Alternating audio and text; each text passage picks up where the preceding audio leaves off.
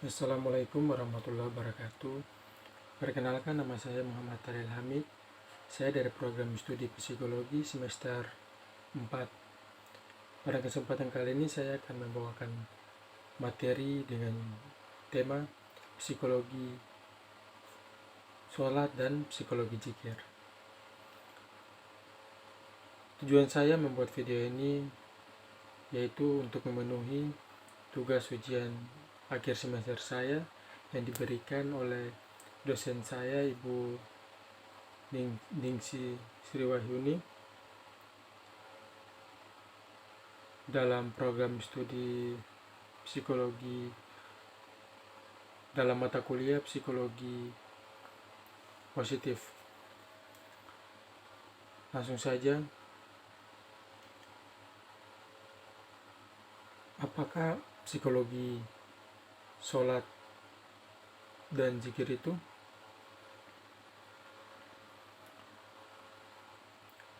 Selanjutnya, pengertian psikologi sholat yaitu dalam pemaknaan yang psikologi, sholat merupakan suatu aktivitas jiwa. Menurut keilmuan didasarkan oleh pengertian bahwasanya sholat merupakan kondisi persatuan antara jiwa dan tubuh melalui jalan spiritual.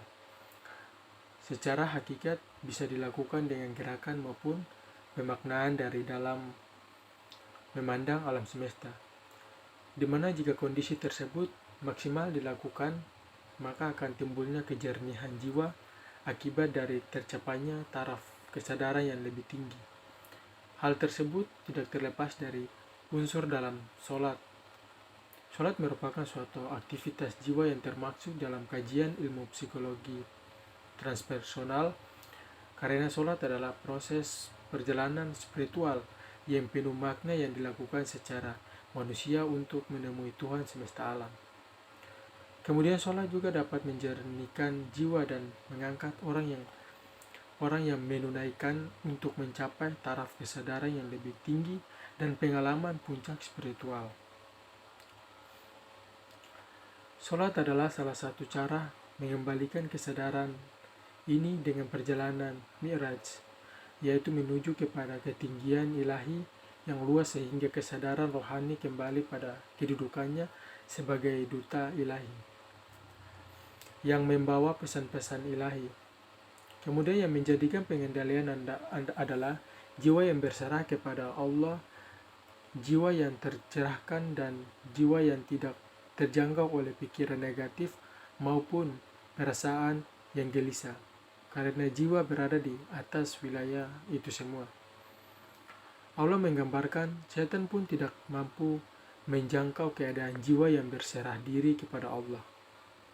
Sesungguhnya setan itu tidak ada kekuasaannya atas orang-orang yang beriman dan bertawakal kepada Tuhannya. Sesungguhnya kekuasaan setan hanyalah atas orang yang mengambilnya jadi pemimpin dan atas orang yang mempersekutukannya dengan Allah. An-Nahl 16-19.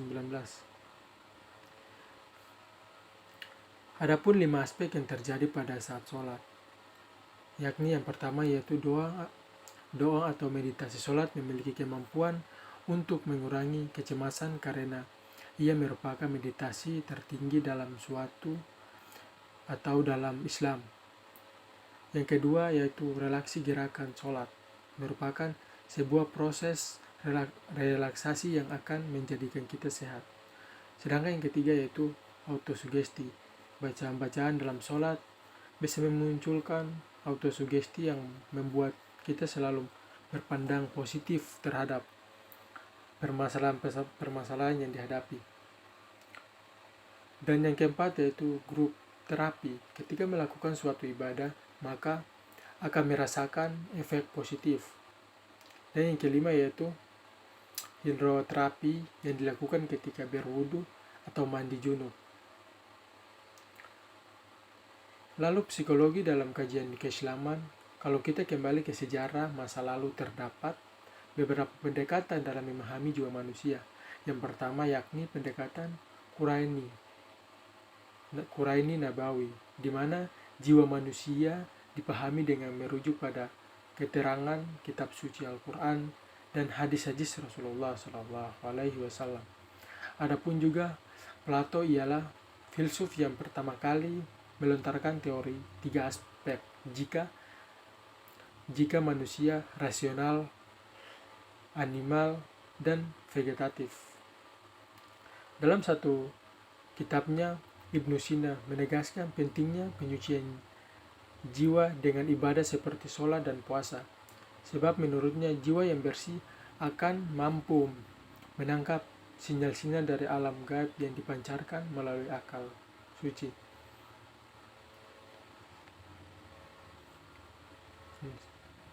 Itu tadi penjelasan dari psikologi sholat. Selanjutnya saya akan membahas mengenai psikologi zikir. Apa itu psikologi zikir? Perlu kita ketahui bersama bahwasannya zikir dari segi bahasa adalah mengingat, sedangkan secara istilah adalah membasahi lidah dengan beragam ucapan pujian terhadap Tuhan. Zikir yang benar bukan hanya terkait dengan menyebut nama Tuhan dalam lisan, pikiran, atau hati, melainkan ingat akan zat, sifat, dan perbuatannya sehingga tidak terselip sedikit rasa gentar akan setiap cobaan. Secara etimologi, zikir berasal dari jakarah yang berarti menyebut, mensucikan, menjaga, dan memberi nasihat. Oleh karena itu, zikir ialah mensucikan atau mengagungkan nama Allah dan menjaganya dalam ingatan. Melalui aktivitas zikir, superego dalam diri akan berfungsi sebagai alat kontrol bagi perilaku secara baik. Dengan keseriusan dalam berzikir, insan akan sejahtera jiwanya, sehingga sejahtera pula tingkah laku individu dan sosialnya. Individu pada akhirnya akan mampu menerima kenyataan yang ada dan dapat meletakkan hakikat kemanusiaannya. Ibnu Arabi memandang zikir sebagai bentuk komunikasi dengan Tuhan, sebagai satu upaya untuk membersihkan dan menghilangkan nilai-nilai kemusyrikan dalam diri. Selanjutnya, adapun fungsi berzikir. Fungsi berzikir di sini yaitu zikir dapat dijadikan alat penyimbang bagi jiwa dan rohani manusia. Di dalam ibadah, zikir terdapat unsur spiritual, pikiran yang dipusatkan pada Sang Maha Pencipta menimbulkan perasaan berserah diri yang pada akhirnya muncul suatu harapan, ketenangan, sehingga membentuk kondisi tubuh yang homeostasis sehingga kekebalan tubuh meningkat.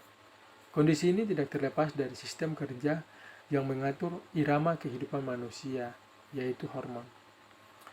Jiwa yang tenang adalah jiwa yang senantiasa mengajak kembali kepada fitrah ilahi Tuhannya.